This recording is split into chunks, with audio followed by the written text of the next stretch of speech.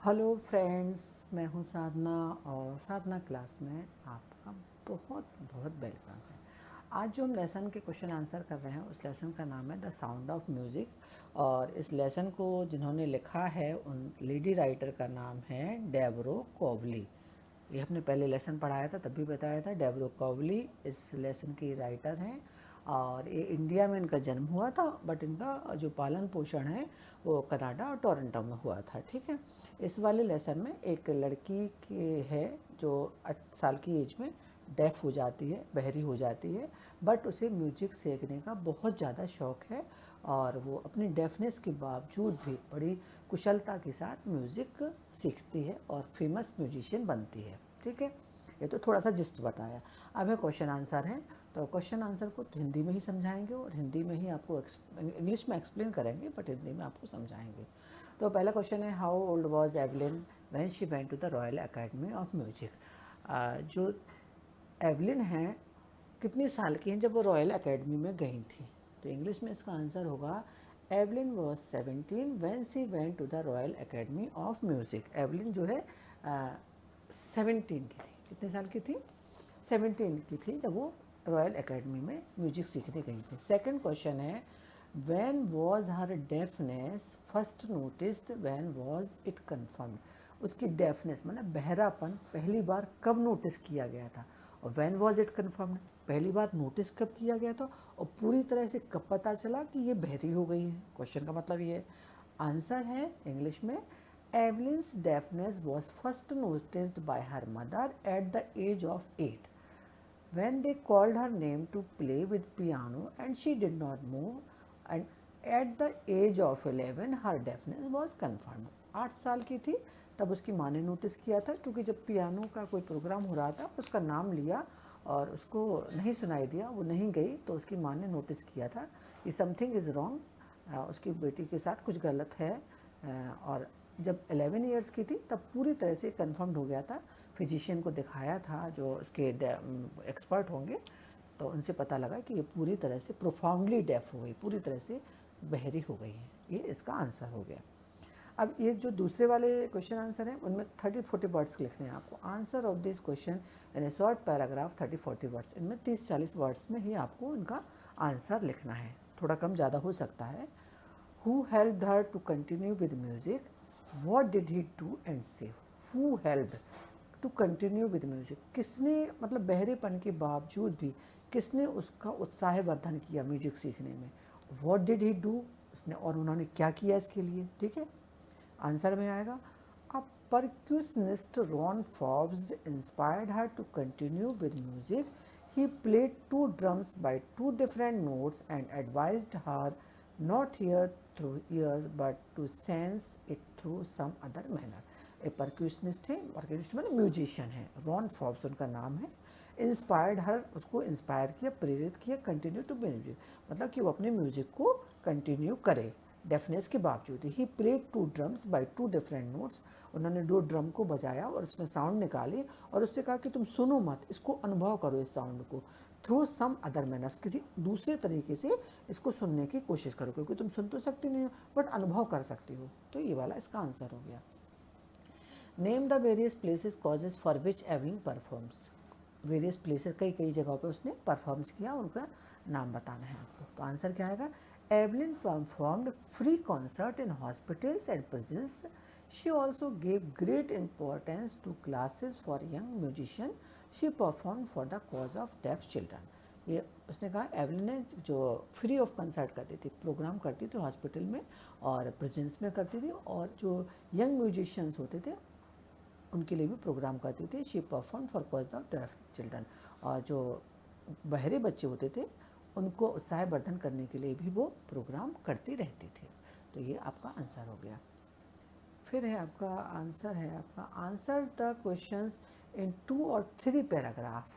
100 and 150 words का होना चाहिए। ये आपका थोड़ा सा 100-150 शब्दों का होना चाहिए आंसर। तो क्वेश्चन नंबर पहला क्या है, how does Evelyn here music.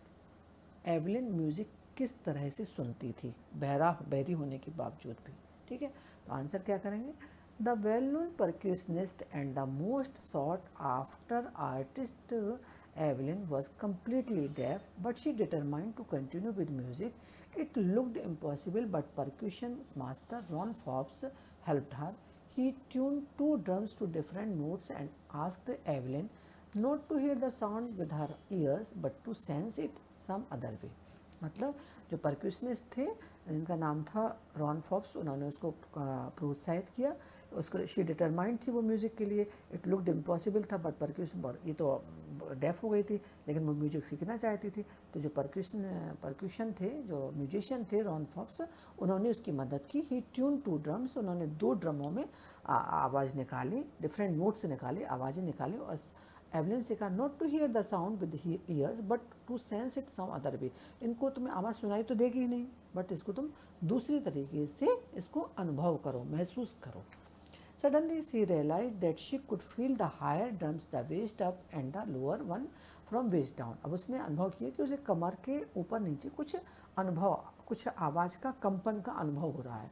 She says that music pours in through her whole body. She feels it in the skin, in cheekbones and even in the hair. When she plays a xylophone, she can sense the echo of sound passing up to the sticks into her fingertips. She also feels the resonance passing into her body. The vibration of music passes through her bare feet, through the wooden platform. जब वो platform पर जाती थी, wooden platform पर, तो वो अपने पैरों के शूज़ उतार देती थी, क्योंकि तभी उसको टच होगा ज़मीन से और वो कोई भी चीज़ की अनुभव कर सकती, किसी आवाज़ को, किसी की म्यूज़िक का अनुभव कर सकती थी। तो ये बहुत लंबा क्वेश्चन का आंसर है, तो आप इसको आराम से 4-4 लाइनों में लर्न करो। 4-4 लाइनों में लर्न करोगे तो आराम से आपको ये लर्न हो जाएगा। तो ये तो आपका क्वेश्चन आंसर का हमारा जो वीडियो था वो हमने डाल दिया और आपको समझ में भी आया होगा। कोशिश करेंगे, आप भी कोशिश करो, 2-3 बार इसको समझोगे। बड़ी हिंदी में बड़े आराम से समझाया और होप करते हैं कि बच्चों तुमको भी समझ में आ गया होगा। तो आप हमारे ये वीडियो अपने दोस्तों में ज़रूर शेयर करो और हमारा भी उत्साह बढ़ाओ। हम भी बहुत अच्छे फिर आपको बहुत मेहनत से वीडियो डालेंगे। Okay, thank you. हेलो, नमस्कार, मैं हूँ साधना और साधना क्लासेस में आपका मोस्ट वेलकम है। आज हम आपको द साउंड ऑफ म्यूज़िक जो लेसन है उसके MCQs क्वेश्चन बना के वीडियो मैंने आपको डाला है, उसी को आपको समझा के डिक्टेट करूँगी। और आपको मैंने अच्छे से आपको लेसन भी समझाया, उसके क्वेश्चन आंसर भी समझाए और उसी को बहुत अच्छे से हिंदी में समझाया था। अगर आप हिंदी में समझ के उसको इंग्लिश में ट्रांसलेट करोगे तो आराम से MCQs क्वेश्चन भी फटाफट उनके आंसर दे सकते हो।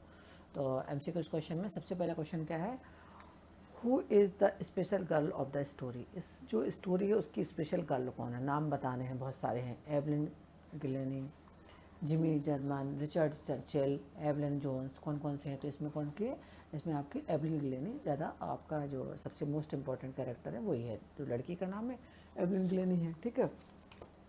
फिर है आपका what did Evelyn want to pursue. Evelyn किस चीज़ में परस्यू माने किस चीज़ को अपनाना, परस्यू माना पीछा होता है, बट किस चीज़ को वो पीछा करना चाहती थी, किस चीज़ को फॉलो करना चाहती थी। तो dance, music, nature, all. Music को ही वो अपनाना चाहती थी, म्यूज़िक उसका पैशन था, ठीक है। फिर है when did Evelyn's mother notice that Evelyn had a hearing problem. Evelyn की माँ को कब महसूस हुआ कि उसकी हियरिंग पावर कम होती जा रही है। 8 ईयर्स, 7 ईयर्स, 4 ईयर्स, 2 ईयर्स। तो 8 साल की थी तब उसकी माँ ने नोटिस किया था कि उसमें कुछ प्रॉब्लम हो रही है। हु वॉज इज़बेल ग्लेनी, कौन है ये, सिस्टर है, मदर है, टीचर है, नेबर है। ये उनकी माँ का नाम है तो माँ है ऑब्वियसली, ठीक है। फिर who had requested Evelyn parents to take her a doctor. किसने रिक्वेस्ट की थी कि एवलिन को डॉक्टर के पास ले जाओ। इंग्लिश टीचर ने, हेड मिस्ट्रेस ने, पियानो टीचर ने, ट्यूशन टीचर ने। तो उनकी हेड मिस्ट्रेस ने ये उनकी माँ से रिक्वेस्ट की थी कि आप इनको स्पेशलिस्ट के पास ले जाइए। When did Evelyn's world turn into black. किस बात को सुनकर एवलिन को मतलब एकदम शॉक्ड हो गई थी। Sent to deaf school, sent to normal school, sent to blind school, sent to residential school. जब उसको ये कहा गया कि इनको सेंट टू डेफ स्कूल, ये पूरी तरह से बहरी हुए और इनको डेफ स्कूल में भेज दिया जाए, उस उनको बहुत शॉक लगा। हु इज़ परक्यूशनिस्ट, परक्यूशनिस्ट कौन है, play different instruments, draws different things, plays different role in a drama, loves everyone. तो इसमें से percussion को कौन होते हैं? plays different instrument, जो विभिन्न प्रकार के म्यूजिक इंस्ट्रूमेंट्स को बजाते हैं उसको percussion बोलते हैं. ठीक है. Who spotted Evelyn's potential? किसने एवलिन की पोटेंशियल माने क्षमता को पहचाना? किसने पहचाना ना? रॉन फॉब्स ने, बर्ट थॉम्सन ने, जॉन फॉब्स ने और ये ऑल कि सभी ने. तो रॉन फॉब्स जो उनके टीचर थे, परक्यूशनिस्ट थे, उसने उसकी मतलब पहचाना था कि इसको म्यूज़िक में बहुत ज़्यादा इंटरेस्ट है. तो इनका नाम टिक कौन सा राइट होगा? Ron Forbes. 8 है Evelyn started feeling the drum through her. Evelyn ने जो स्टार्टेड किया था ड्रम को फील करना, किसके through? Ear, heart, hand, waist. जब उनके जो मैंने बताया था लेसन में, जब उनके परक्यूशनिस्ट ने ड्रम बनाए थे, 2 साउंड अलग अलग की थी, तो उसको जो आवाज़ का अनुभव हुआ था तो अपने वेस्ट के ऊपर साइड में और वेस्ट के नीचे आवाज़ का कंपन उसको कुछ उसने अनुभव किया. तो राइट आंसर होगा वेस्ट. ठीक है. Evelyn had learn 2 new languages after becoming deaf. Becoming deaf होने के बाद भी उसने 2 लैंग्वेज सीखी थी, Japanese and French, Spanish and English, French and Scottish, Japanese and English. तो जैपनीज़ एंड इंग्लिश उसने 2 लैंग्वेजेस सीखी थी डेफ के बाद भी. At the age of 16 she made to tour with your orchestra. कहाँ गई थी वो ऑर्केस्ट्रा में? Africa, USA, Australia, UK. तो UK is the right answer. How old was Evelyn when she went to royal music academy. जब royal music academy में गई थी तो उसकी एज कितनी थी? 16 ईयर्स, 17 ईयर्स, 19 ईयर, बिलो 18.